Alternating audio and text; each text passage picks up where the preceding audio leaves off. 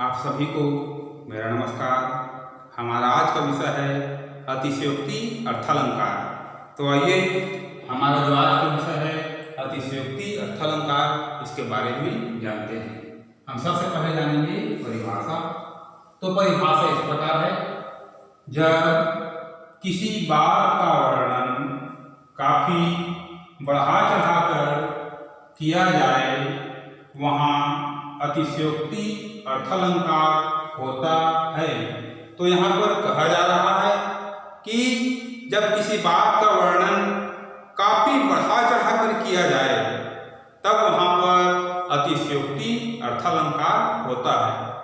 ये जो अतिशयोक्ति अर्थालंकार है, इस अर्थालंकार में तिल का ताड़ बना दिया जाता है, अर्थात किसी बात का वर्णन काफी बढ़ा चढ़ाकर किया जाता है।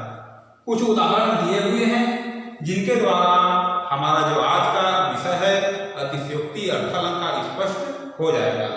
तो पहला उदाहरण है, हनुमान की पूंछ में लग न पाई आग, लंका नगरी जल गई, गए निशाचर भाग। तो ये जो पंक्ति है, हनुमान की पूंछ में लग न पाई आग, यहाँ पर कहा जा रहा है कि हनुमान जी की पूंछ में आग नहीं लगी थी, फिर भी से लंका नगरी जल गई, गए निशाचर भाग। हनुमान जी की पूंछ में आग नहीं लगी थी या फिर आग लगने के पहले ही लंका नगरी क्या हो गई, जल गई, और गए निशाचर भाग। और जितने भी निशाचर अर्थात राक्षस, और जितने भी निशाचर थे, राक्षस थे, सब के सब वहां से क्या हो गए, भाग गए। ऐसा संभव है क्या कि हनुमान जी की पूंछ में आग नहीं लगी थी या फिर आग लगने के पहले ही लंका नगरी जल गई? हनुमान जी की पूंछ में आग लगने के पहले ही लंका नगरी क्या हो गई, जल गई। ऐसा संभव नहीं।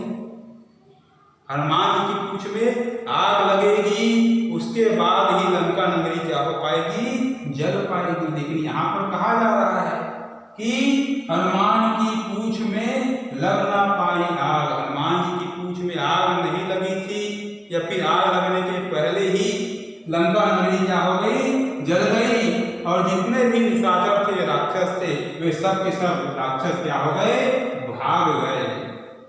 ऐसा संभव नहीं है। फिर भी से इस पंक्ति में कहा जा रहा है कि हनुमान जी की पूंछ में आग लगने के पहले ही लंका नगरी क्या हो गई, जल गई, जितने भी राक्षस थे सब के सब क्या हो गए, भाग गए। यह असंभव है।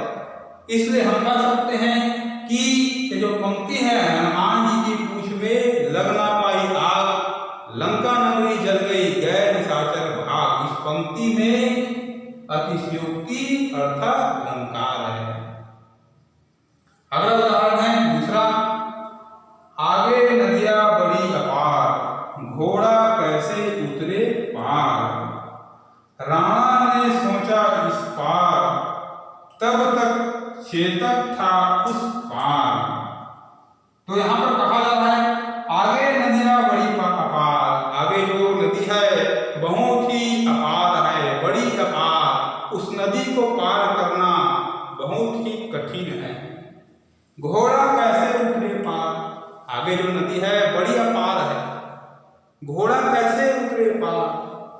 राणा ने सोचा इस पार, महाराणा प्रताप जी सोच रहे थे इस पार, नदी की इस पार मन ही मन सोच रहे थे, राणा ने सोचा इस पार, तब तक चेतक था उस पार। अब देखिए, राणा जी सोच रहे थे, केवल सोच ही रहे थे, तरीका सोच रहे थे कि इस नदी, ये जो अपार नदी है, इसे कैसे पार किया जाए।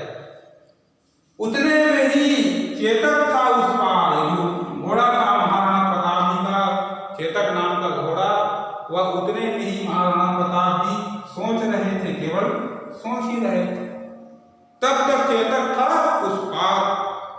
तो यह क्या है, असंभव है। केवल सोचने से ही नदी को पार नहीं किया जा सकता।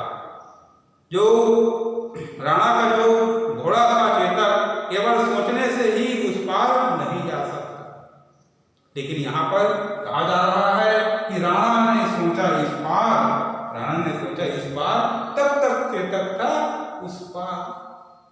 यह असंभव है। इसलिए हम कह सकते हैं कि जो पंक्ति है, आगे नदियां बड़ी अपार, घोड़ा कैसे उतरे पार, राणा ने सोचा इस पार, तब तक चेतक था उस पार।